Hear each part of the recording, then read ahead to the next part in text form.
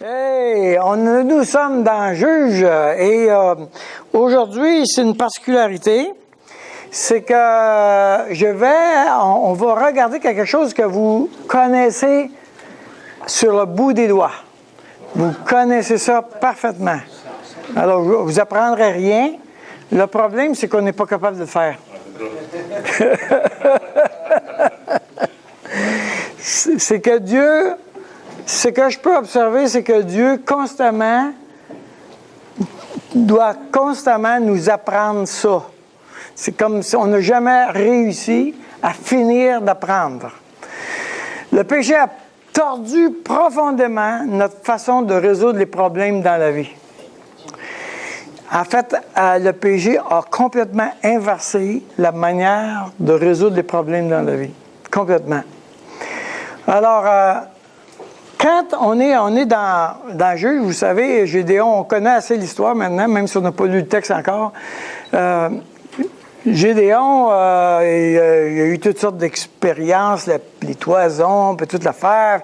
Finalement, il y avait 32 000 soldats avec lui. Dieu, il en élimine, il en garde 300 hommes pour lutter contre les Madianites, etc. Et les 300 hommes, pour lutter contre les Madianites, la seule chose qu'ils ont fait, c'est de souffler dans les trompettes. Ils n'ont rien fait d'autre. Autrement dit, quand Dieu est en train de réfléchir, quand Dieu est en train de regarder les difficultés dans notre vie personnelle, pour lui, là, la solution est très simple. Bon, depuis le début, il sait qu'il va souffler des trompettes, puis ça va s'en aller. Moi, je vais mettre le trouble des Madianites, puis ils vont s'en aller. Il dit aux apôtres, il y a 5000 personnes devant eux, il dit aux apôtres, nourrissez-les. Ah!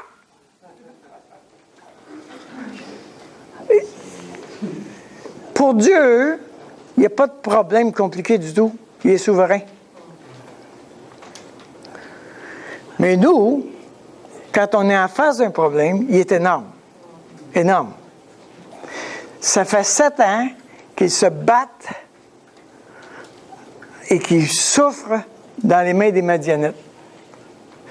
Tu peux pas... C'est dur. Tu as cultivé toute la saison, tu arrives au temps des récoltes, eux autres, ils arrivent, ils te volent tout, ils volent toutes tes affaires, 7 ans comme ça.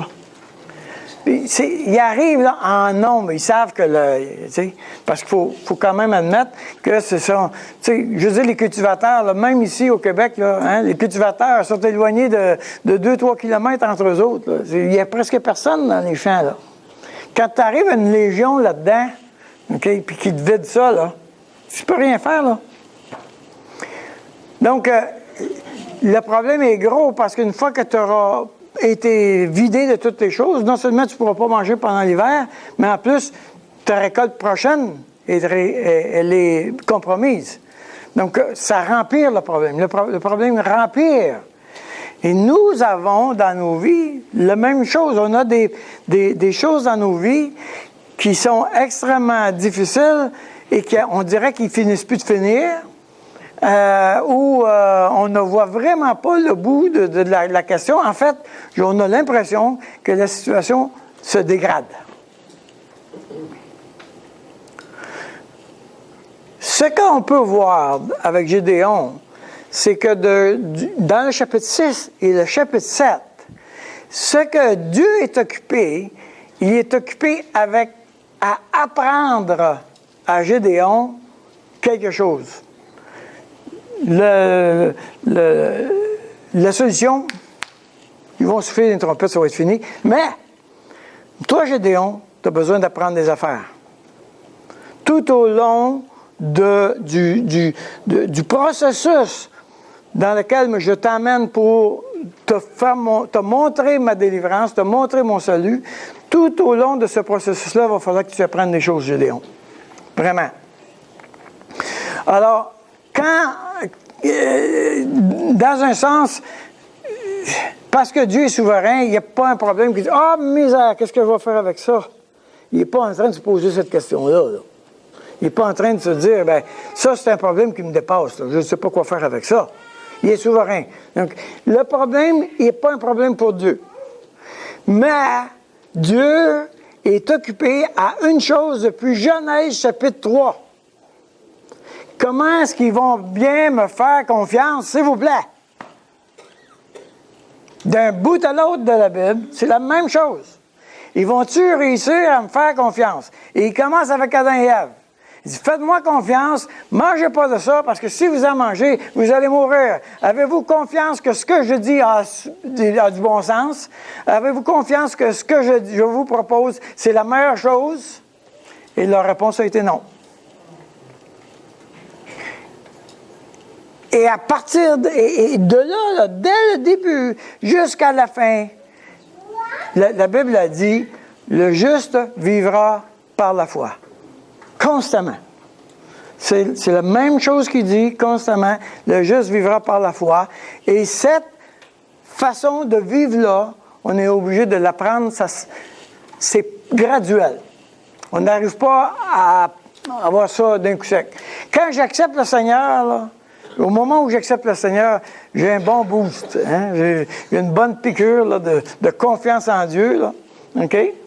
Mais l'adrénaline que ça soulève, a été un premier pas. Mais après ça, il va falloir nourrir ça pour voir comment... Dieu va devoir nourrir ça pour qu'on puisse apprendre comment lui faire confiance.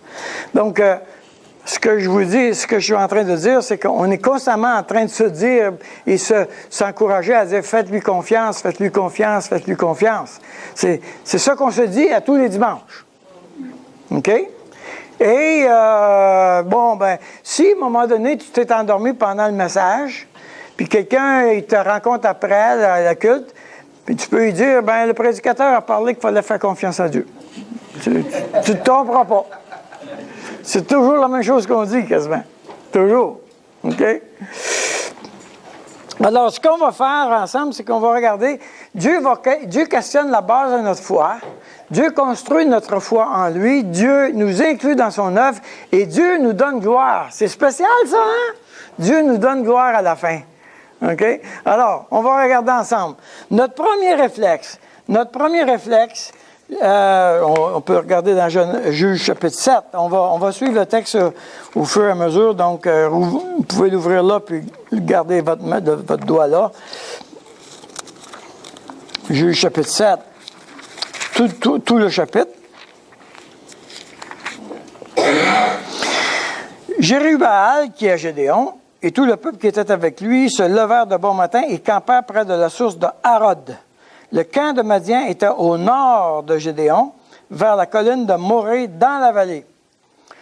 Il faut dire au départ, la raison pourquoi il parle comme ça, qu'il donne ces détails-là, c'est pour exprimer que Gédéon est en position militaire de force. Il est en haut de la colline, les autres sont dans la vallée. Habituellement, la stratégie militaire dit c'est toujours le lieu le plus élevé qui fait que tu dois avoir. OK? L'Éternel dit à Gédéon, le peuple que tu as avec toi est trop nombreux pour que je livre Madian entre ses mains. Il pourrait tirer gloire contre moi, et dire c'est ma main qui m'a délivré. Alors, voyez-vous, le premier problème que Dieu est en train de mettre en lumière, c'est que, attends une minute, ce qui va arriver, s'il continue comme ça, ils vont encore se tromper sur qui les a délivrés. Ils vont continuer de penser que c'est eux qui l'ont fait. Notre premier réflexe, quand Dieu nous demande quelque chose, notre premier réflexe, c'est de nous poser la question, est-ce que je suis capable? OK? Tout de suite. Quand Dieu a demandé à Gédéon, je voudrais que tu sois mon juge, que tu sois mon moyen pour délivrer Israël, il répond tout de suite, mon Seigneur, voici ma famille est la plus pauvre en Manassé, je suis le plus petit dans la maison de mon père. Premier réflexe de Gédéon, c'est de se poser la question, hey, c'est qui moi que je suis là? Premier réflexe, est-ce que je suis capable? Si Dieu, demain matin, mettons tout de suite, mais si Dieu tout de suite nous demandait, écoutez, je vous demande de nourrir 5000 personnes après-midi. Ce serait quoi que tu ferais? Tu commences à dire, attends une minute, où je vais prendre l'argent pour acheter la nourriture? Comment je vais la distribuer? C'est qui peut faire ça ici dans l'Église? Tu commences à évaluer tes capacités. Nous, quand Dieu nous demande des choses, n'importe quoi, on se pose la question, est-ce que je suis capable? Est-ce que j'ai les compétences? OK? Est-ce que j'ai les moyens financiers? Est-ce que j'ai le statut social? Tiens, si... c'est fascinant. Si on était 4000 croyants dans la salle ce matin, mettons, on est à Nouvelle Vie, mettons. OK? Il y a 4000 croyants dans la salle. Est-ce que vous pensez que... est-ce qu'on se sentirait fort? Ben oui. Hein? On se sentirait fort, hein? Puis là, Dieu dit au pasteur de cette église-là, tous ceux qui doutent de Dieu, qui peuvent sortir de l'église. Là, la moitié de l'église sort. Puis après ça, il invite, puis finalement, il en reste juste 30, 35, là.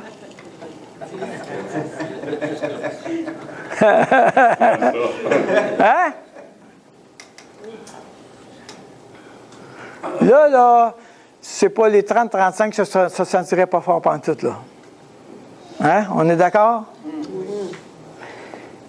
Notre façon de réfléchir fonctionne sur notre obéissance à Dieu et notre confiance en Dieu est basée sur l'ensemble des compilations que je fais sur mes capacités, sur le nombre, sur les compétences. Tu sais? On fait ça constamment. Tiens,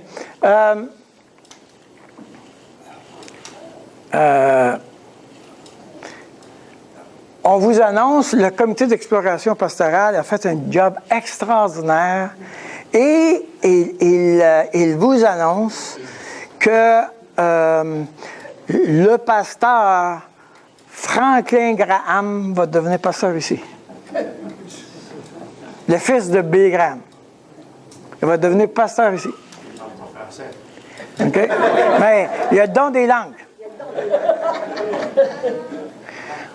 Ou Don Carson. Puis là, tu viens à l'église et tu dis, hey, moi, là, mon pasteur, c'est Don Carson. C'est bien différent. C'est qui ça, Daniel Marcoux? Nous, tiens, imagine-toi, regarde ça.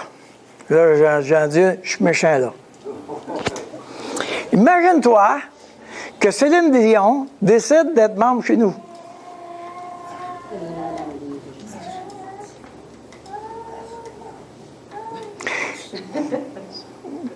Quand tu vas parler de ton église, de quoi tu vas parler? De mon église. Ben non, Céline Dion est chez nous. Je dis, hey, c'est vraiment le fun chez nous, Céline Dion est là.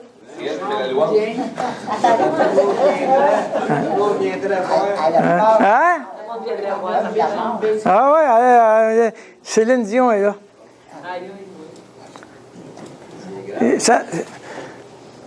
Tu ne peux pas avoir plus grande épreuve dans une église que d'avoir Céline Dion dans ton église. Hein? Êtes-vous d'accord avec ça? Nos yeux seraient totalement changés de focus. Totalement. Tout le monde voudrait être assis en arrière de elle pour la regarder.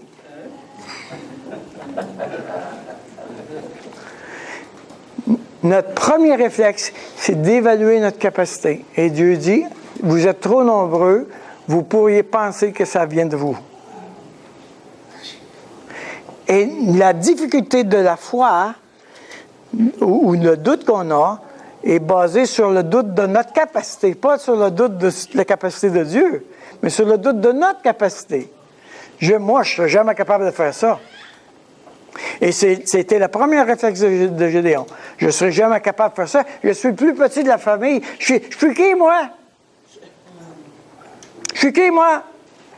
Seigneur, je suis un mécanicien diesel dans le fond d'une mine.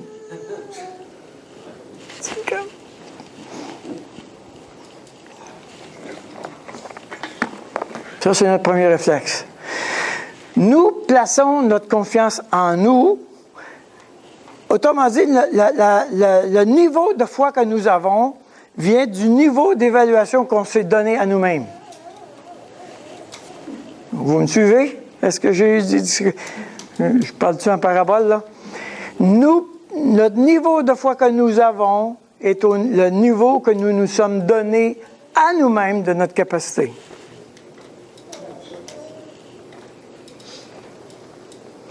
Si je dis ma foi est faible, c'est parce que j'ai évalué ma capacité de rester avec la confiance en Dieu.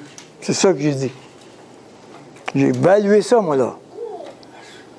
Ma foi est forte, mais probablement que tu te surévalues, là. Et la Bible a dit, il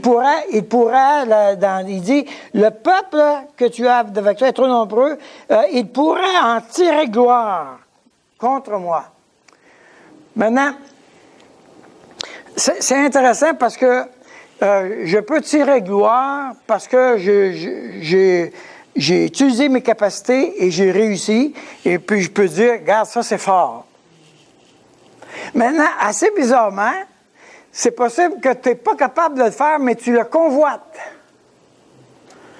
Et la convoitise est l'autre côté de la même pièce. C'est-à-dire, je désire démontrer mes capacités personnelles, puis je n'ai pas eu l'occasion de le faire. OK? Alors, par exemple, je vais prendre un exemple que je connais, je vais prendre la mienne, là. J'aimerais ça être un pasteur qui influence 10 000 personnes devant moi. Je voudrais démontrer mes capacités d'être un bon orateur. Puis les autres, ils n'ont pas encore compris comment je suis un bon orateur. Je convoite quelque chose. Vous me suivez? Je convoite quelque chose pour que, si je l'avais, je pourrais en tirer gloire. Autrement dit, ce que je fais ou ce que je désire, dans les deux cas, c'est la même chose, c'est que la chair veut se glorifier.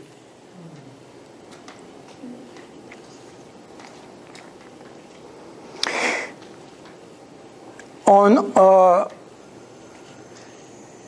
à tous les niveaux. Ça peut être t'es couturière, tu voudrais montrer que tu es une meilleure couturière, tu es cuisinier, meilleur cuisinier, un étudiant, meilleur étudiant. On veut constamment, on convoite des choses qu'on n'a pas pour montrer qu'on est fort et qu'on puisse être apprécié. Tirer gloire. OK? Donc, Dieu, ce qu'il fait, c'est qu'il doit construire ma foi en lui. Alors, ce qu'il fait, c'est qu'il va commencer par enlever les fausses fondations. Là, ça fait longtemps qu'il en enlève. Parce qu'il ne faut pas oublier que dans le chapitre 6, Dieu a commencé par dire à Gédéon, es-tu prête à t'engager avec moi? Et Gédéon est obligé de construire sa foi en offrant un sacrifice pour voir s'il était reconnu. Ensuite, il est obligé de construire sa foi en éliminant l'autel de Baal de son père. Il est obligé de construire sa foi avec les toisons. Depuis le début avec Dieu, Dieu est constamment en train de travailler sur la foi de Gédéon, pas sur la foi du peuple, sur la foi de Gédéon. C'est fascinant que dans tous ces deux chapitres-là, la délivrance a été une affaire d'un verset. Mais ça a pris 2 chapitres pour enseigner à Gédéon de lui faire confiance. Alors, Dieu élimine nos fausses fondations. Alors, il dit, publie donc ceci aux oreilles du peuple, que celui qui est craintif et qui a peur s'en retourne et s'éloigne de la montagne de Galaad. 22 000 hommes parmi le peuple. Il n'avait-tu des peureux? Franchement, je ferais partie des 22 000, je pense. La Bible a dit que les Madianites couvraient la vallée comme des sauterelles. Écoute, ça fait 7 ans que tu ne réussis pas à avoir le dessus sur ces gens-là. Et là, ils ont rempli la vallée. Nous autres, on est juste 32 000. Dieu dit, si tu as peur, tu peux t'en aller. Ouais, je vote. 22 000. Là, il en reste 10 000. Et le peuple est encore trop nombreux, il fallait descendre vers l'eau, et là, je t'en ferai le triage. Celui dont je te dirai que celui aille avec toi, ira avec toi, et que celui dont je te dirai que celui-ci n'ira pas avec toi, n'ira pas avec toi. Gédéon fit descendre le peuple vers l'eau, et l'Éternel dit à Gédéon, tous ceux qui laperont l'eau avec la langue comme lappe le chien, tu les sépareras de tous ceux qui se mettront à genoux pour boire. Ceux qui lapèrent l'eau en la portant à la bouche avec leurs mains furent au nombre de 300 hommes, et tout le reste du peuple se mit à genoux pour boire. Et l'Éternel dit à Gédéon, c'est par les 300 hommes qui ont lapé que je vous sauverai et que je livrerai Madian entre tes mains. Que tout le reste du peuple s'en aille chacun chez soi. Maintenant, en passant, juste une petite parenthèse, j'ai eu le privilège de boire dans le fameux ruisseau de Gédéon, en Israël. Ouais. Alors, c'était vraiment fascinant. Et puis, bon, on a fait bien attention de boire de l'eau. Vous savez qu'est-ce qu'il voulait dire, hein? Tu devais mettre un genou comme ça, ton épée est là, puis là, tu prends de l'eau, puis tu bois comme ça. Les 300 qui ont fait ça, ils ont été regardés. On dit tout le temps, vous allez lire ça toujours, on dit tout le temps, c'est parce que ces 300-là étaient des gens qui étaient vaillants, ils étaient prêts à se défendre contre les ennemis, c'est la raison pourquoi ils ont resté vigilants. La vraie raison, c'est qu'ils avaient peur comme des petits lapins, et les autres n'avaient pas peur. En réalité, Dieu n'est pas en train de déterminer les 300 vaillants. Il est en train d'affaiblir constamment l'armée de Gédéon pour s'assurer qu'ils comprennent très bien que ça ne vient pas d'eux. Donc, il n'est pas en train de trier les meilleurs, là. Pas du tout.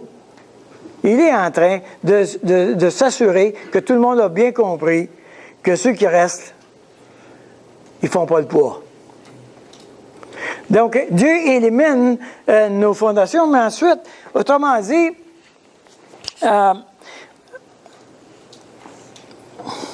je dirais dans la vie de tous les jours, là, quand on a un problème, la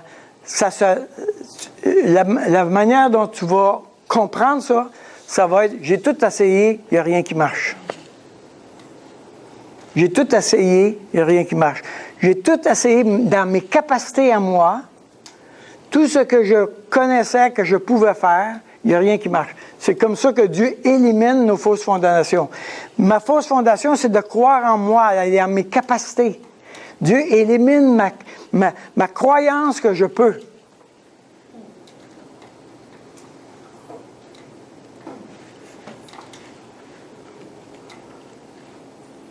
Et ça va dans le découragement, on s'entend. On est découragé. Mais on est découragé de nos capacités. On ne prend pas courage sur la capacité de Dieu. C'est là où on doit faire un transfert. Tant que je prends courage sur mes capacités et que Dieu élimine mes capacités, ça me décourage. Mon découragement vient de ce que je passe constamment à faire des deuils, de ce que je ne pourrai jamais réussir. Et si Dieu réussit à te convaincre que tu ne peux pas réussir, on est à bonne place. Pour Gédéon, il a fallu qu'il descende son armée de 32 000 à 300. Ça a pris du temps à comprendre, hein?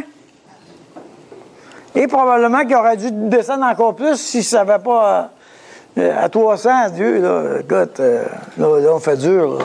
Qu'est-ce qu'on va faire avec 300 personnes? Il n'y a rien à faire avec 300 personnes devant une armée totale qui est en bas, là. Oubliez ça. Il arrive une place où je déclare forfait. Je ne peux plus faire ça. C'est pas possible. Une fois que j'ai fait ça, dans les étapes des AA, c'est la première étape. Je reconnais que j'ai perdu la maîtrise de ma vie. Ça, c'est la première étape. C'est la place où Dieu m'appelle à vivre cette expérience absolument épouvantable de renoncer à toutes mes capacités, à tous mes espoirs basés sur ce que je suis capable de faire.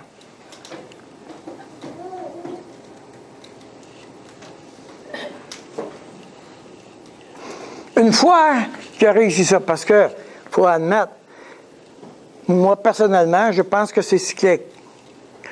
Tout à coup, je comprends ça, j'accepte le Seigneur. Je continue dans mon mariage. 2 ans après, je comprends que je pourrais pas, elle voudra jamais laver mon linge.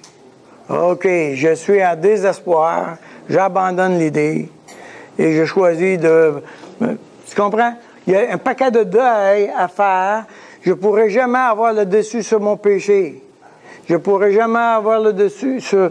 c'est compliqué. Autrement dit, Dieu se présente une nouvelle obstacle, OK? Et avec cette nouvelle obstacle-là, il rentre dans le processus de m'apprendre mon impuissance. Tant que je raidis le cou, tant que je raidis le bras, tant que je me raidis, puis je dis, non, il faut que je continue de vouloir ça, tant que je raidis, Dieu est obligé de me casser.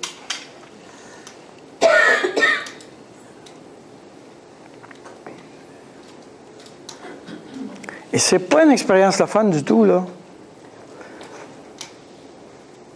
Parce que c'est notre manière... Le péché, j'ai dit, a tordu notre manière de résoudre les problèmes. Fait qu'à chaque fois qu'il arrive un problème, on a tout de suite le même réflexe. On regarde comment on peut, nous, résoudre le problème. C'est le premier réflexe qu'on a. Mais quand Dieu m'envoie un problème que je ne peux pas résoudre,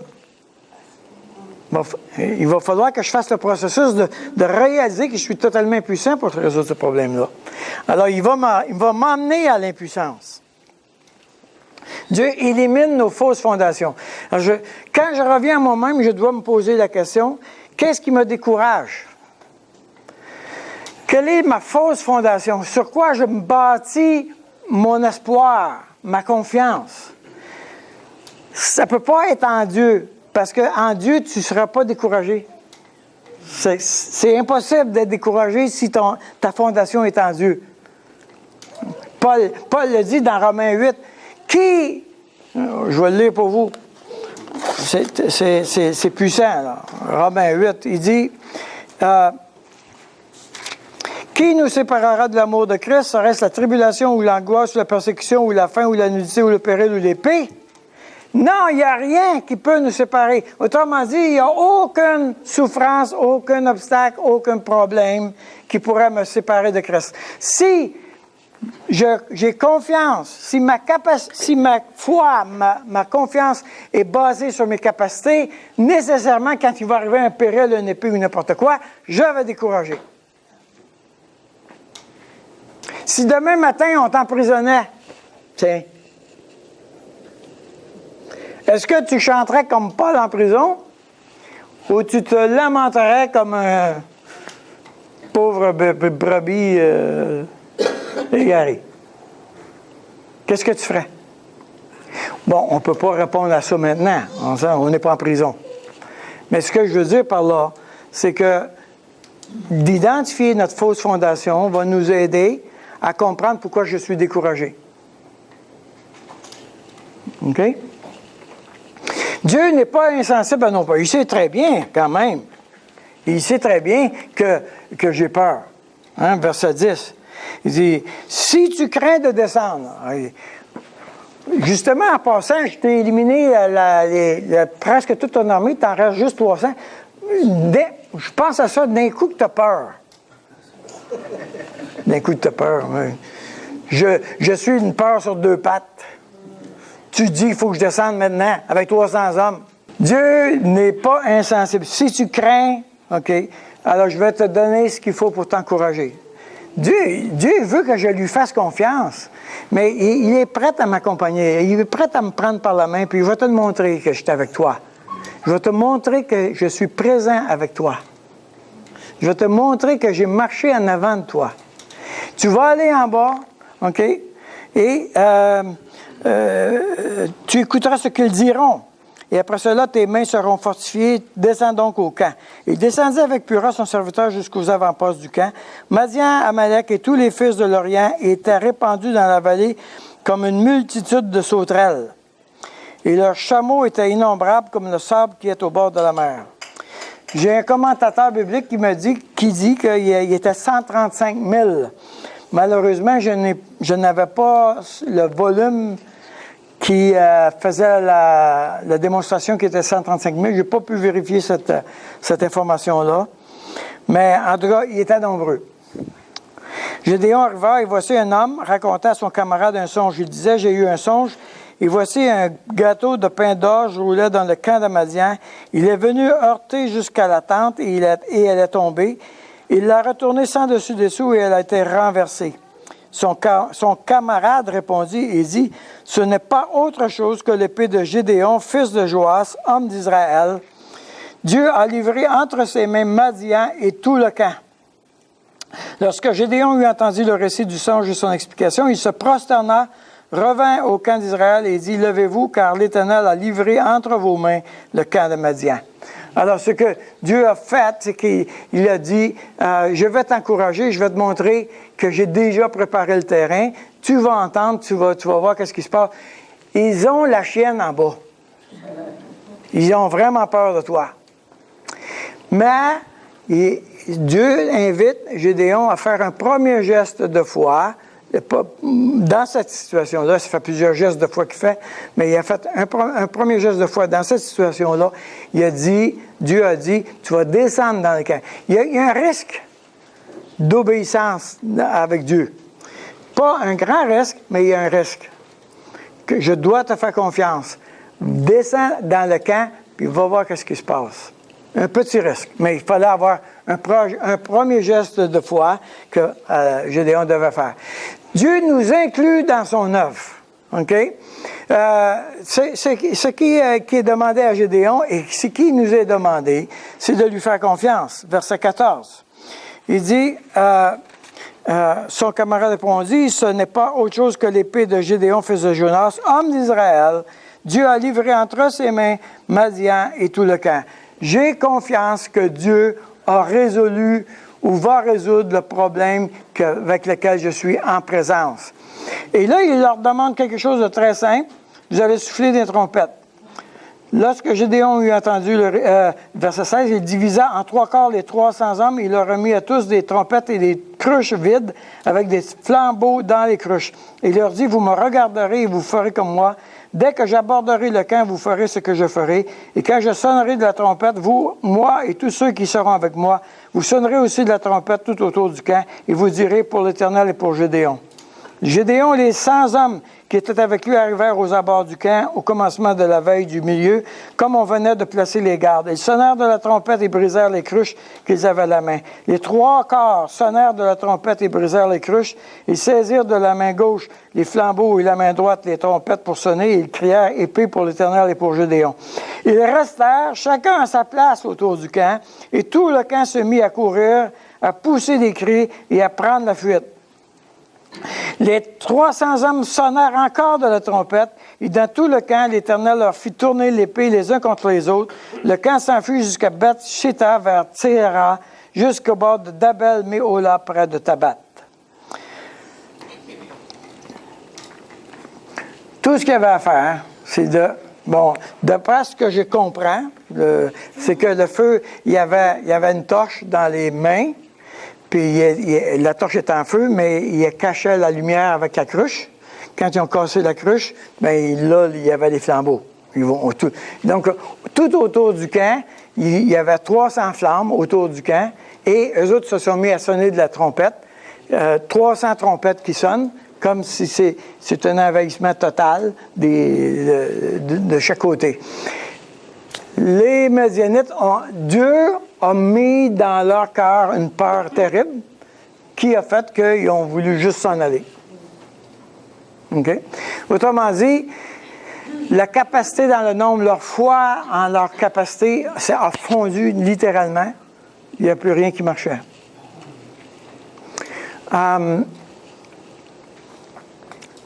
La seule chose qu'il y avait à faire, c'est de souffler des trompettes. C'est fou, hein? C'est absolument fou. Puis je suis sûr que ce n'est pas les 300 meilleurs. Probablement qu'il y avait tous du bon poumon, par exemple. Il n'y a personne qui avait l'asthme. Mais ils ont soufflé dans les trompettes et le camp s'est dispersé. Ils ont tous eu peur. Et ce que Gédéon fait, c'est que les hommes d'Israël se rassemblèrent, ceux de Nephtali, d'Asser et de tout Manassé, et ils poursuivirent Madian. Gédéon envoya des messagers dans toute la montagne d'Éphraïm pour dire « Descendez à la rencontre de Madian ». Donc, il y a un élément de stratège. Maintenant qu'ils sont en fuite, on va les poursuivre, on va finir le travail que Dieu a commencé, Donc, on va finir le travail et Éphraïm va saisir les chefs de guerre et puis va les tuer. Donc, j'aime beaucoup cette idée de finir le travail. Vraiment beaucoup. Je trouve qu'on l'a un peu partout dans la Bible. Et ça commence dans Genèse chapitre 2 et 3. Parce que la Bible a dit, il y eut un soir, il y eut un matin. Vous savez, quand Dieu a créé les choses?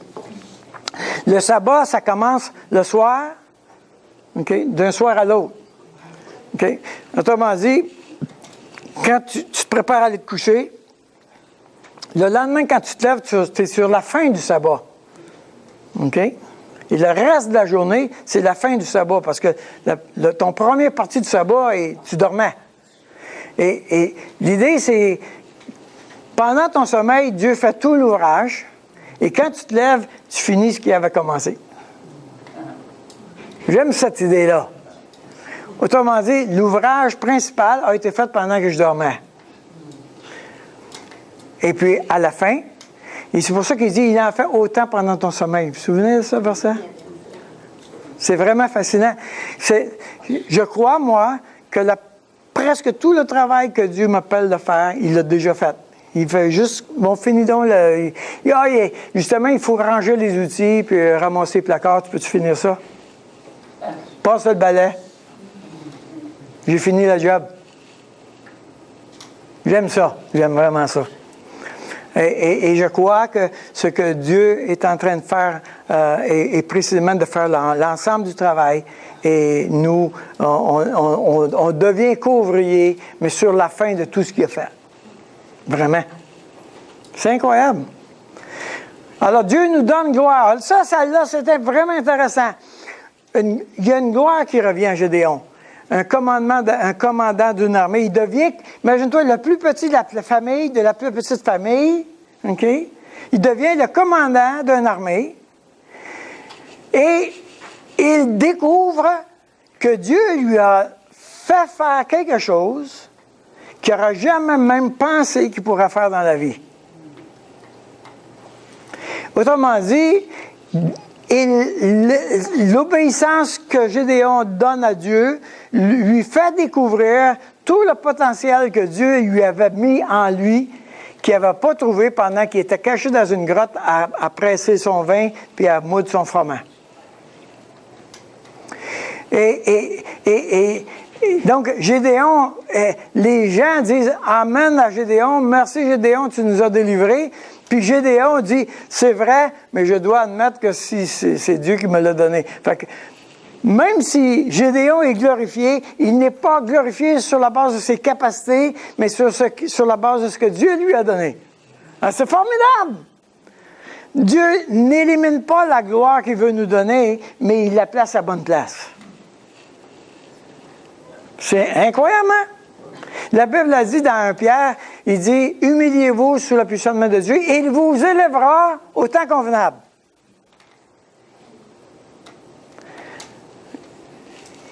Il élimine tout ce sur lequel je me base personnellement pour prendre tout ce que je me base sur la confiance en Dieu et là, il va me rendre la gloire. Wow! Moi, ça me fait triper au bout, là. Quand la Bible a dit qu'après ma mort, Dieu va me glorifier, hein, c'est ça. Il va me rendre la gloire dans l'éternité. Wow! C'est quelque chose, ça. Alors, si on examine le salut de Dieu rapidement, du côté de Dieu, parce que là, il y a notre côté puis il y a le côté de Dieu. Qu'est-ce que Dieu fait puis qu'est-ce que nous, on fait? Du côté de Dieu, Dieu soulève un problème, les Madianites. En ce temps-là, Israël faisait tel qu'il voulait. Il s'est éloigné de Dieu, il était dans les idoles.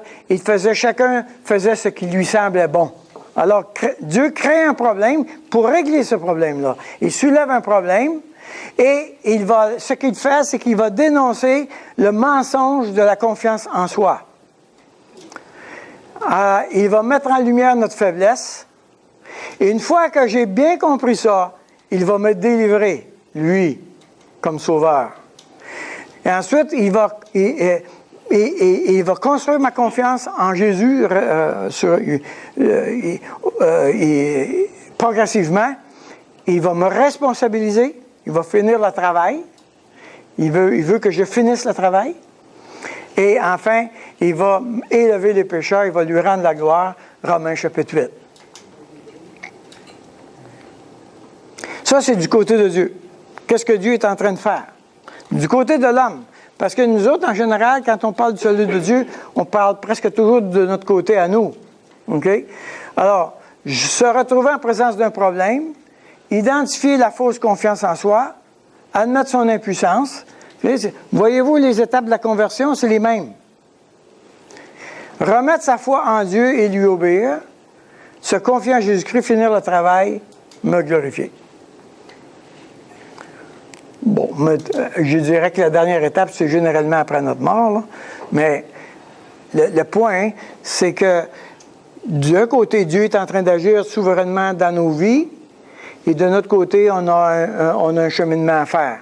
Si je résiste à comprendre comment je me confie en moi, si je persiste à réclamer de Dieu des choses, je suis ralenti dans mon processus de transformation. Ça va? Alors, toute notre vie chrétienne, on va être obligé, on est dans une place où on est en train d'apprendre à vivre par la foi. Toute notre vie chrétienne. Le juste vivra par la foi. Donc, pour chaque événement de ta vie, qui sont jamais les mêmes, c'est toujours en développement, je suis en train d'apprendre à vivre par la foi. Je m'aperçois que plus je vieillis, pire que c'est en plus. On dirait que les enjeux sont plus grands encore, constamment. Okay? Vivre par la foi, vivre par la foi, vivre par la foi.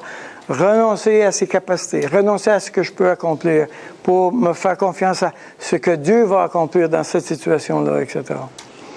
Donc, mais en même temps, quel repos, hein? Quel repos. Imagine-toi souffler des trompettes, pas trop fatigant. Seigneur, apprends-moi à être un trompetteur.